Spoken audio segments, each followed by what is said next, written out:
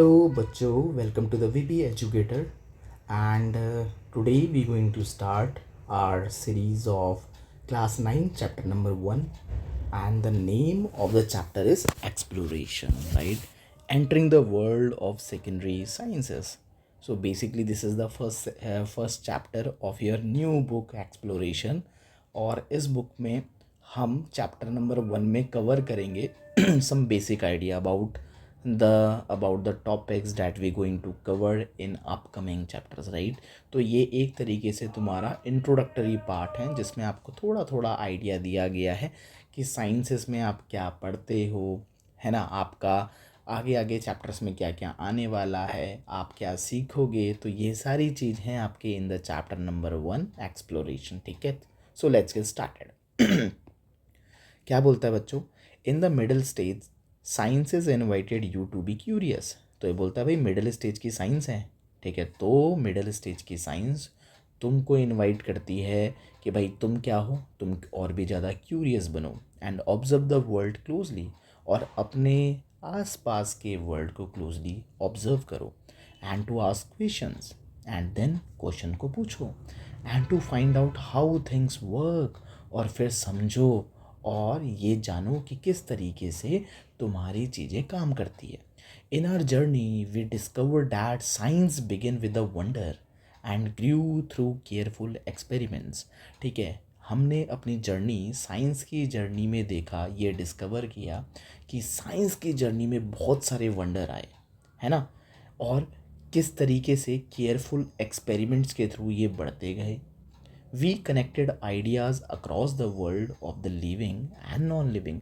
हमने हमारे वर्ल्ड में होने वाले आइडियाज़ या हमारे वर्ल्ड के आइडियाज़ जो कि लिविंग और नॉन लिविंग वर्ल्ड को कनेक्ट करते थे, उसको हमने कनेक्ट किया with the help of science. As you now enter the secondary stage, क्योंकि अब आप सेकेंडरी स्टेज में एंटर कर चुके हो, right, this journey continues but with the emphasis on the deep exploration, ठीक है। सो ये जो जर्नी है वो तो कंटिन्यू रहेगी, लेकिन थोड़ा सा हम इसको डीप पढ़ेंगे। Science is not only about what we know. Science कभी भी उसके ऊपर बेस्ड नहीं था कि हम क्या जानते हैं, ठीक है, but also about how we know it, ठीक है। तो ये इसके ऊपर भी डिपेंड करता है कि हम उसको क्यों जानते हैं, कैसे जानते हैं, right. How observation lead to the measurement, किस तरीके से ऑब्जर्वेशन करके हम उसके मेज़रमेंट तक पहुंचते हैं। हाउ पैटर्न्स आर एक्सप्रेस, किस तरीके से पैटर्न को एक्सप्रेस किया जाता है सिंबल्स एंड इक्वेशन की फॉर्म में।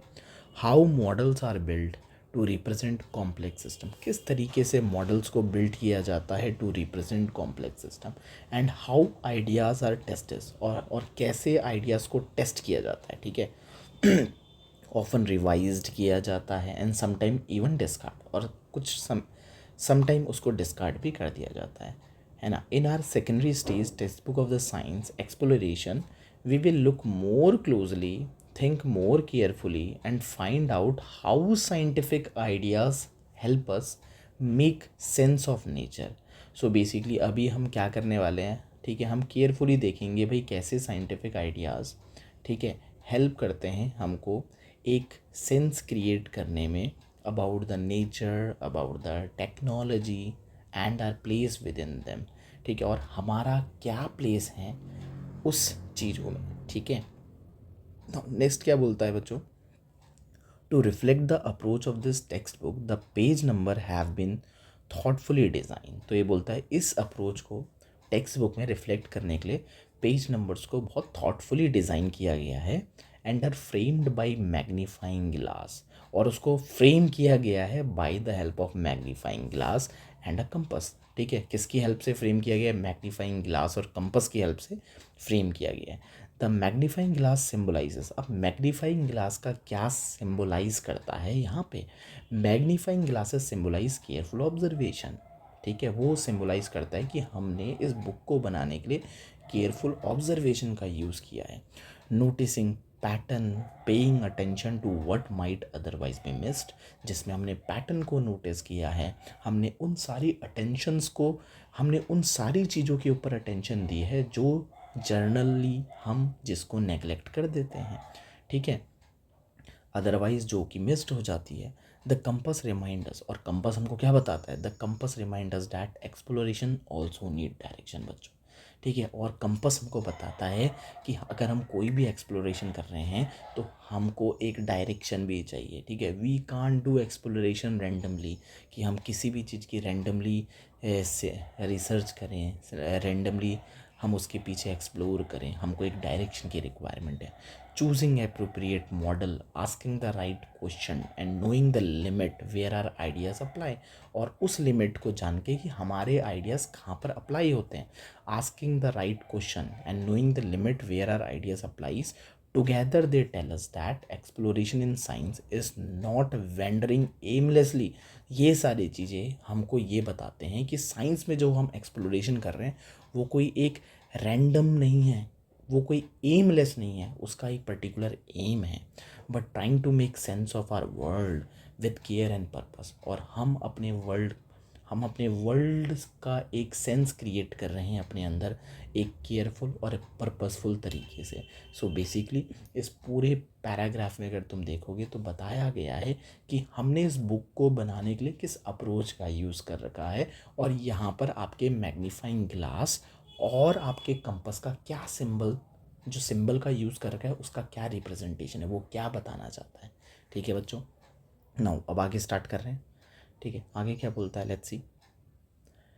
The natural world is complex. भाई जो तुम्हारा नेचुरल वर्ल्ड है ना वो बहुत कॉम्प्लेक्स है, and studying it in a full detail is often impossible. जिस तरीके से तुमको पता है ना, नॉलेज इज़ इनवाइटेबल, ठीक है, हम उसको कभी कंप्लीट कर ही नहीं सकते, इट इज़ इनफाइनाइट। उसी तरीके से studying it in the full detail is often impossible, तो नेचुरल वर्ल्ड को फुल डिटेल में पढ़ना समटाइम इम्पॉसिबल है ना। To make sense of this complexity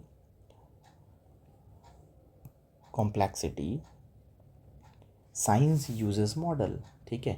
to make sense of this complexity science uses model, इसीलिए इस कॉम्प्लेक्सिटी को समझते हुए साइंस में हम यूज़ करते हैं मॉडल्स को, है ना।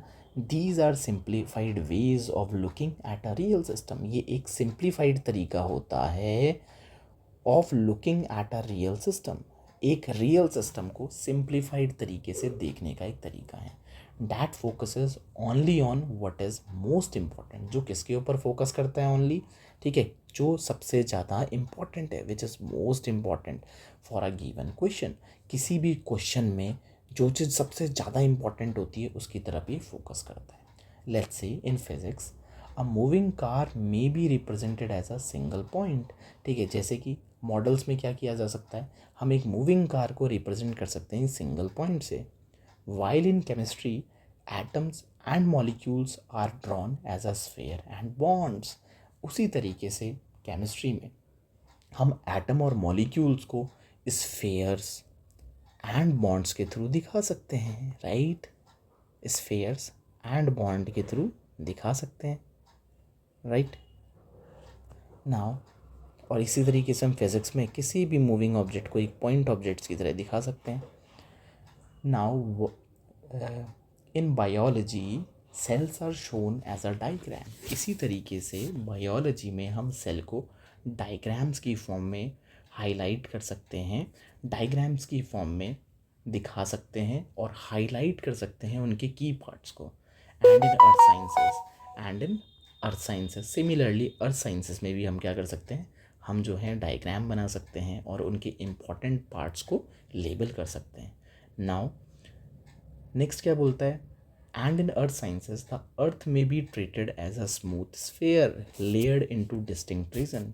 सिमिलरली अर्थ साइंसेस में हम अर्थ को दिखा सकते हैं कि स्मूथ स्फेयर की फॉर्म में, ठीक है, जबकि रियलिटी में क्या स्मूथ स्फेयर है, नहीं है ना बच्चों। तो हम उसको क्या करते हैं, डायग्राम की फॉर्म में स्मूथ स्फेयर की फॉर्म में रिप्रेजेंट कर सकते हैं और उसके डिफरेंट लेयर्स को हम पॉइंट आउट कर सकते हैं, राइट। डिफरेंट लेयर्स को हम पॉइंट आउट कर सकते हैं। अब आगे देखते हैं क्या बोलता है, smooth sphere layered into a distinct region, building such models involves making assumption and deliberately ignoring certain detail। अब बच्चों याद रखना ऐसे मॉडल्स को, ठीक है, जब हम बनाते हैं, बिल्डिंग सच मॉडल्स इन्वॉल्व्स मेकिंग अजम्पशन, तो हम उसमें कुछ अजम्पशंस क्रिएट करते हैं कि अजम्पशन का मतलब ऐसा हो सकता है।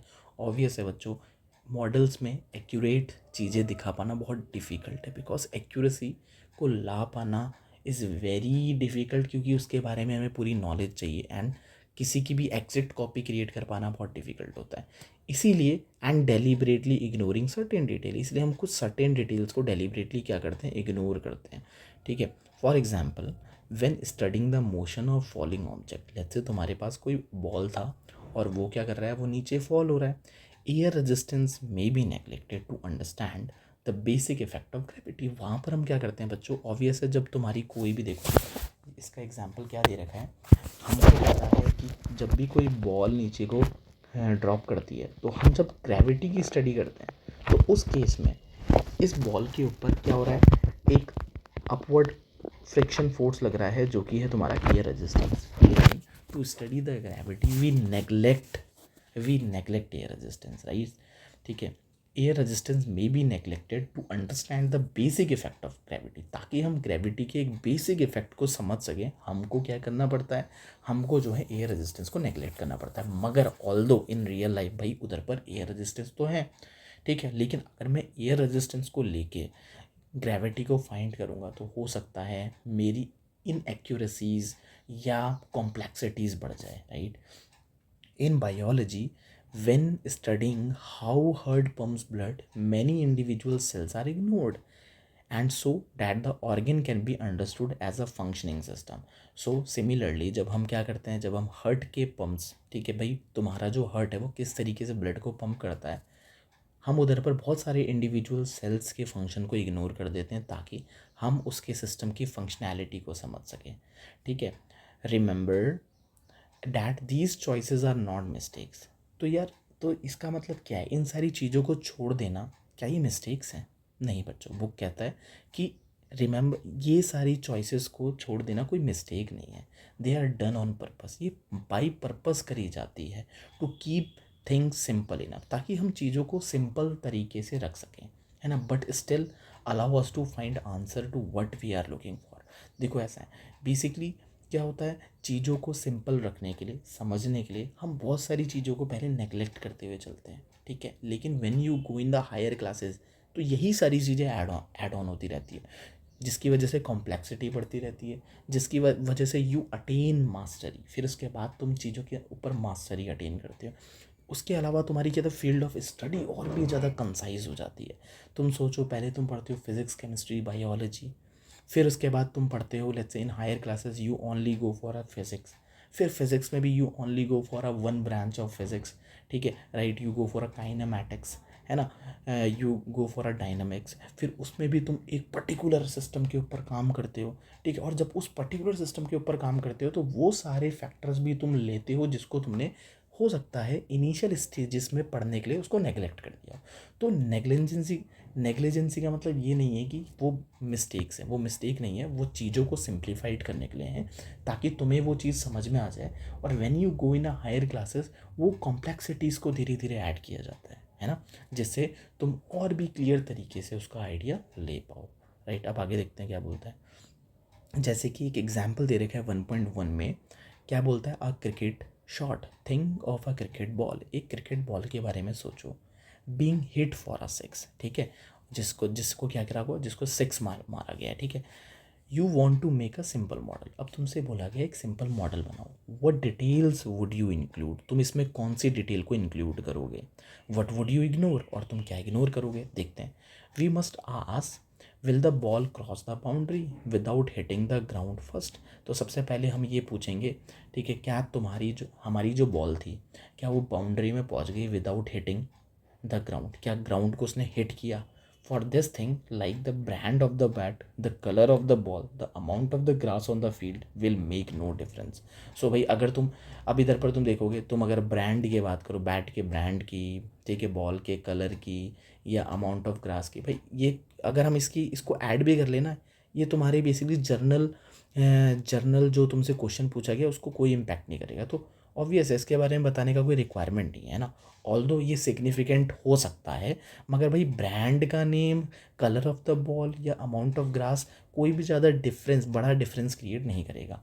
On the other hand the mass of the ball and the speed and the direction in which it has been hit will be very important. इसके अलावा अगर मैं बात करूँ क्या इंपॉर्टेंट हो सकता है, तुम्हारे बॉल का मास कितना था भाई, उसको कितनी स्पीड से हिट किया गया, हिट करने के बाद वो कौन से डायरेक्शन में गई, है ना, वो सारी चीज़ें बहुत इंपॉर्टेंट हो सकती है. Air resistance, the spin of the ball and the stitching of the thread at the seam have smaller effect that can be ignored in a simple model. और अगर तुम कोई सिंपल मॉडल बना रहे हो तो वहाँ पर तुम एयर रेजिस्टेंस, ठीक है, बॉल को तुमने कितना स्पिन किया या बॉल को बनाने के लिए कितने स्टिचेस लगाए थे, उसको इग्नोर कर सकते हो, ठीक है. लेकिन अगर तुम लेट्स से कोई higher, when you are doing a research, तो तब तुमको ये सारे फैक्टर्स भी लेने पड़ेंगे. लेकिन ब्रांड कौन सा था, कलर कौन सी थी और अमाउंट ऑफ ग्रास कितनी थी, उसके वो कोई भी मैटर नहीं करता है. इसलिए उसको तुम सीधे सीधे निगलेक्ट कर सकते हो. क्या उसको नेगलेक्ट कर देना मिस्टेक है? नहीं, बिकॉज हमको पता है भाई वो फैक्टर तो डायरेक्टली इन्फ्लुएंस कुछ कर ही नहीं रहा. इसलिए हम उसको क्या कर सकते हैं, हम उसको जो है नेगलेक्ट कर सकते हैं, हम उसको जो है हम उसको रिमूव कर सकते हैं, ठीक है. As we build more and more complex model we add extra detail. अब ये बोलता है धीरे धीरे करके जब हम और भी कॉम्प्लेक्स मॉडल बनाएंगे तो हम ये सारी एक्स्ट्रा डिटेल जिसकी एयर रेजिस्टेंस है, स्पिन ऑफ द बॉल है, इसको भी ऐड करते रहते हैं ताकि हम और भी ज़्यादा ग्रेटर एक्यूरेसी की तरफ बढ़े. क्योंकि जो एक्स्ट्रा डिटेल्स होती है ना, वो तुमको और भी ज़्यादा एक्यूरेसी देती है. जो तुम्हारा सिंपल मॉडल होता है वो तुमको एक ब्रीफ एक्यूरेसी देती है. लेकिन if you want a super accuracy then you have to add this minute details also, ठीक है. और ये माइन्यूट डिटेलिंग्स तुमको धीरे धीरे करके पता चलेगी, ठीक है. नाउ अब आगे जाते हैं. आगे क्या बोलता है, लेट अस मॉडल, ठीक है, activity. Suppose you ride a bicycle from your school to your home, you want to model the time it takes to go home. और तुमको क्या करना है, तुमको एक मॉडल बनाना है. You want to model the time, तुमको जो है टाइम को मॉडल करना है या बनाना है.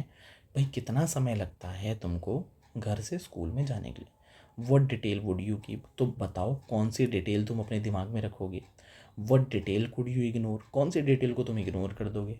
सजेस्ट वाई इग्नोरिंग सम डिटेल में एक्चुअली बी यूजफुल. और ये बताओ भाई जिस डिटेल को तुम इग्नोर कर रहे हो उसको इग्नोर करना क्यों यूज़फुल रहा है ना एक्चुअली में.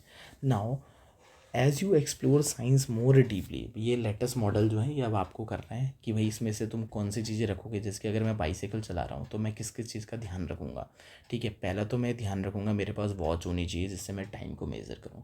इसके अलावा मेरे पास क्या होना चाहिए, मेरे पास या तो स्पीडोमीटर होना चाहिए जो मेरे को स्पीड बताएगा कि कितने स्पीड से मैं अपने साइकिल को चला रहा था. दूसरा मेरे को डिस्टेंस पता होना चाहिए. डिस्टेंस को मेज़र करने के लिए मेरे पास क्या होना चाहिए, मेरे पास कोई डिस्टेंस को मेज़र करने का इंस्ट्रूमेंट होना चाहिए, राइट, या ऑडोमीटर होना चाहिए.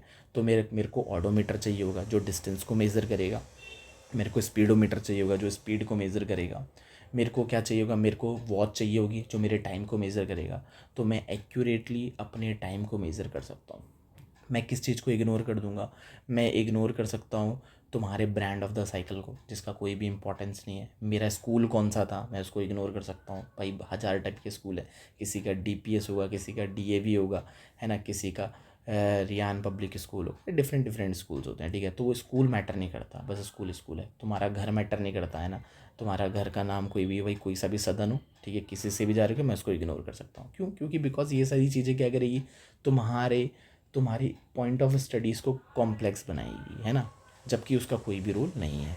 तो ये सारी चीज़ें. नेक्स्ट आगे स्टार्ट करते हैं. क्या बोलता है, as you explore science more deeply, ठीक है, जैसे जैसे तुम एक्सप्लोर करोगे साइंस को more deeply, you will notice that it uses language in a very careful. तो तुमको पता चलेगा भाई साइंस जो है ना, तो तुम नोटिस करोगे कि साइंस जो है कुछ लैंग्वेज को यूज़ करती है, लैंग्वेज को यूज़ करती है in a very careful and precise way. बहुत केयरफुल और प्रिसाइज वे से. ऐसा नहीं है कोई भी रैंडम लैंग्वेज का यूज़ किया जाता है. बहुत प्रिसाइज, कुछ साइंटिफिक टर्म्स हैं, कुछ साइंटिफिक नोटेशंस हैं, उनका यूज़ किया जाता है. Many words that we use in everyday life such as force, work, cell और रिएक्शन हैव स्पेसिफिक मीनिंग, ठीक है. तो ये सारे जो नॉर्मल टर्म हम यूज़ करते हैं, हमने फोर्स का यूज़ करते हैं, हमने वर्क किया, हम सेल का यूज़ करते हैं, रिएक्शन का यूज़ करते हैं. यहाँ पर साइंस में इसका बहुत स्पेसिफिक मीनिंग है ना, रैंडम मीनिंग नहीं है, right. These meanings are often very specific because, और ये सारे मीनिंग की बहुत स्पेसिफिक हैं, वेरी ऑफन वेरी स्पेसिफिक है। क्यों बहुत स्पेसिफिक है?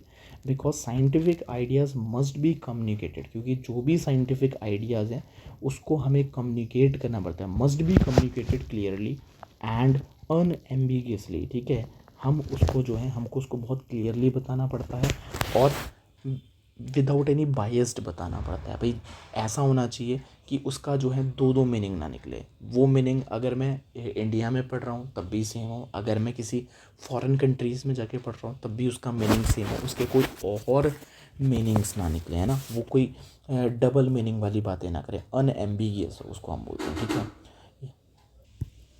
ओके। सो बच्चों ये बोला गया है कि भाई जो भी साइंटिफिक आइडिया है, ठीक है, उसको हमें बहुत क्लियरली कम्युनिकेट करना पड़ता है और अनएम्बिगियसली कम्युनिकेट करना पड़ता है। इसीलिए we use specific scientific word, very precise way में हम साइंटिफिक लैंग्वेज का यूज़ करते हैं to allow scientist across the world to describe observation, compare result and build ideas together.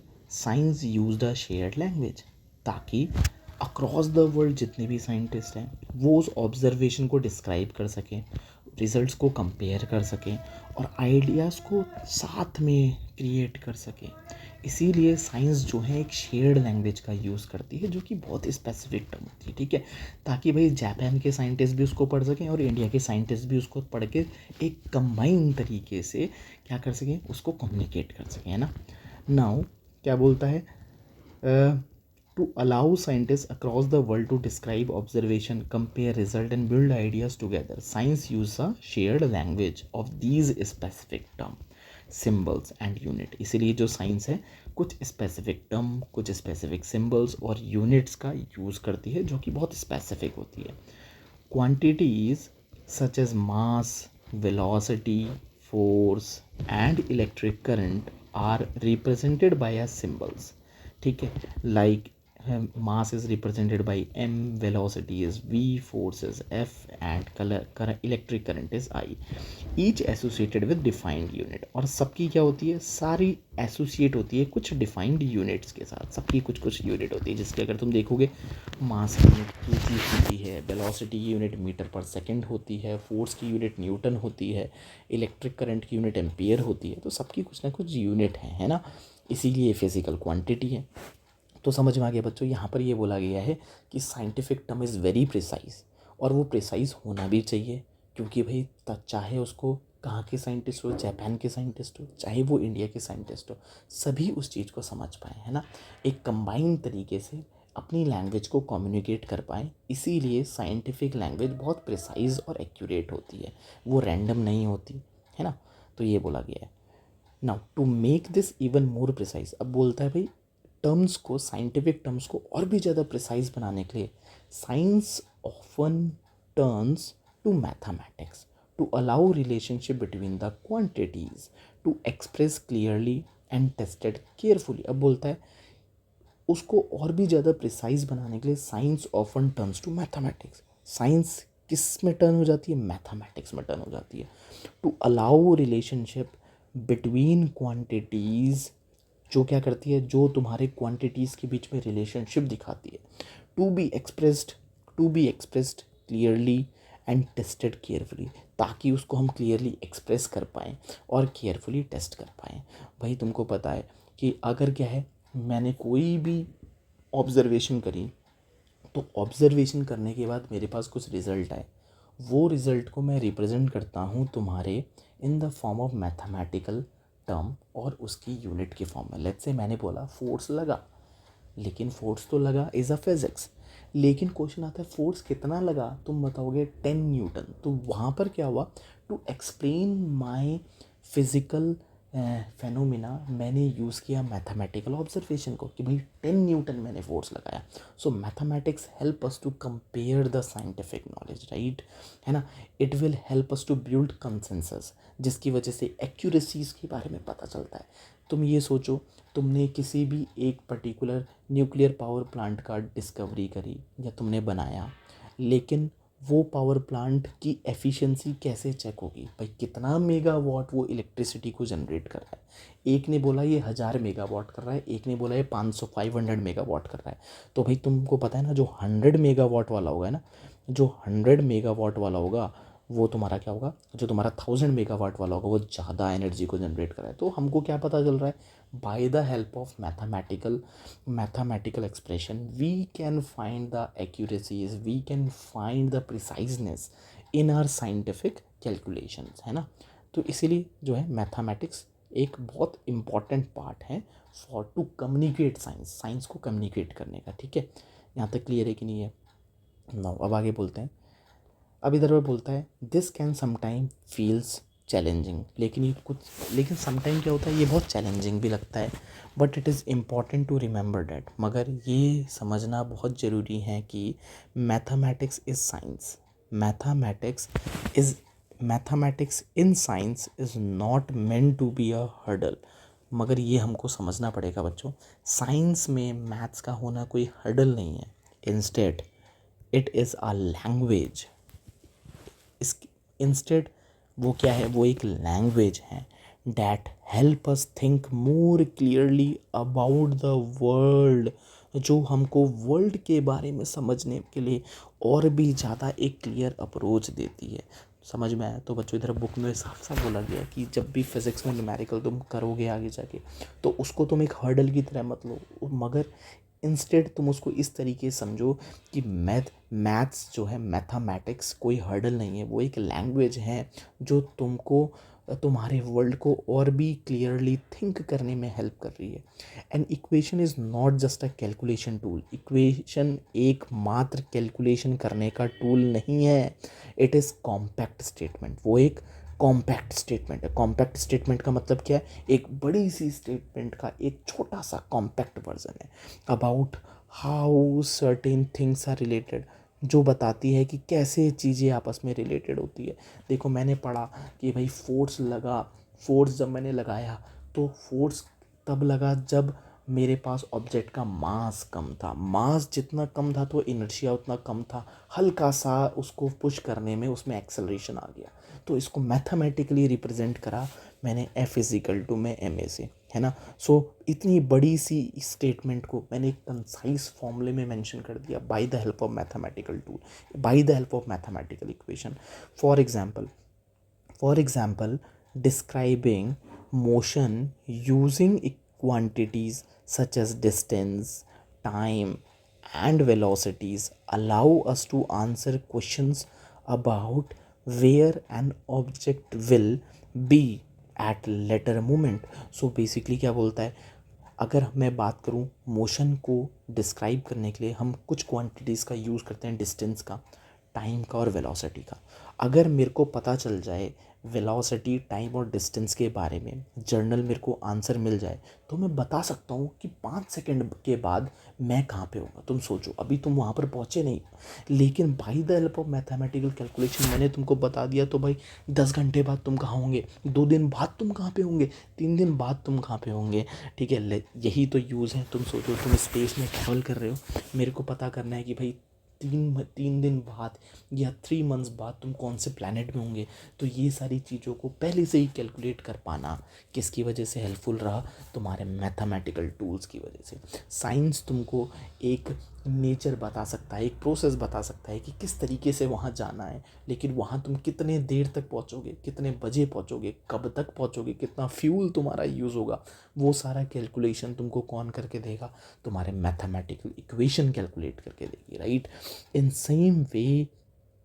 the same way, mathematical expressions are used to describe rates of chemical reaction. Similar तरीके से हम mathematical expression को use कर सकते हैं तुम्हारे chemical reaction के rate को डिस्क्राइब करने के लिए। रेट का मतलब होता है कि कोई भी केमिकल रिएक्शन कितनी फास्ट हो रही है, कितनी स्लो हो रही है, उसको हम डिस्क्राइब कर सकते हैं bye the help of mathematics. Patterns of population growth, भाई पॉपुलेशन ग्रोथ के पैटर्न्स को चेक करने के लिए हम मैथमेटिक्स का यूज़ कर सकते हैं। भाई कितने बॉयज़ की रेशियो था, कितना गर्ल्स का रेशियो है पर 1000 मेल्स, कितनी पॉपुलेशन बढ़ रही है, कितने इन्फेंट मोटिलिटी रेट है, कितना फीमेल मोटिलिटी रेट है। तो इन सब चीज़ों का रेट फाइंड करने में मैथमेटिक्स हेल्पफुल है, ठीक है। और change in the energy within a system के अंदर कितना एनर्जी में चेंज आया, पहले कितनी एनर्जी थी, अब एनर्जी कम हो गई तो कितनी एनर्जी कम हो गई। जब मैंने रेस्पिरेशन किया तो मेरे पास 38 ATP निकली, जब मैंने एनएरोबिक रेस्पिरेशन किया तो 8 ATP निकली, ठीक है। सो बेसिकली यहाँ पर क्या हो रहा है, by the help of mathematical expression I can easily compare how much amount our system is generating, ठीक है, how our system is efficient, ठीक है। So mathematics is a language which make our science much more easier, right. Learning to use क्या बोलता है, learning to use mathematics in science does not mean memorizing equation। इसीलिए mathematics को science में सीखना मात्र एक इक्वेशन को मेमोराइज करना नहीं है, उसको ओनली रोट मेमोराइज करना नहीं है। It means understanding the situation first. इसका मतलब है पहले तुम सिचुएशन को समझो, आइडेंटिफाइंग रिलेवेंट क्वांटिटीज़, फिर उसमें जो भी क्वांटिटीज़ यूज़ हो रही है उसको आइडेंटिफाइड करो, and then using mathematical relationship, और फिर मैथमेटिकल रिलेशनशिप का यूज़ करके, ठीक है, टू रीज़न केयरफुली, ठीक है, रिलेशनशिप्स को यूज़ करके उसके पीछे का रीज़न फाइंड करो। इन दिस वे, इस तरीके से mathematics becomes a powerful language. जो मैथमेटिक है एक पावरफुल लैंग्वेज बन जाएगी for thinking, not just for finding numerical answer. तो वो सोचने का एक जरिया बन जाएगी, ना कि तुम्हारे न्यूमेरिकल आंसर्स को फाइंड करने का तरीका, ठीक है। If you focus first on understanding, अगर तुम फोकस करोगे पहले समझने में, the situation, understanding the situation and the quantities involve, और फिर उसमें कौन कौन सी क्वांटिटीज़ जुड़ी हुई है, ठीक है, equation will begin to feel, तो equation will begin to feel less like obstacle. तो इक्वेशन जो है फिर वो ऑब्स्टेकल की तरह कम फील होगी। तब तुम्हें लगेगा कि हाँ, ये इक्वेशन तो मेरा साथ दे रही थी, मैं अभी तक इसको सोच रहा था एक हडल की तरह है।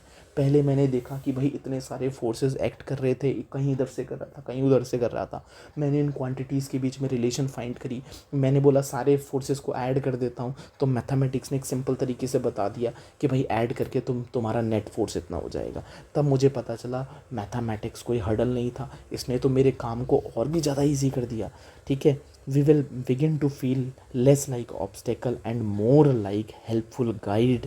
तो मैथ्स हमें ऑब्स्टेकल की तरह कम लगेगी और हेल्पफुल गाइड की तरह ज़्यादा लगेगी in your exploration of science, तुम्हारे साइंस की एक्सप्लोरेशन में। सो बच्चों, अगर तुम्हें इतना पूरी तरीके से क्लियर हो गया है, so like to my channel VP educator. Next series में इसके आगे वाला पार्ट लेकर आने वाला हूँ, ठीक है। टिल नाउ खुश रहो, and if you feel any doubt you can write this doubt in the chat section। I will love to comment in the in your response। so till now, thank you बच्चों, and like and subscribe to VP Educator।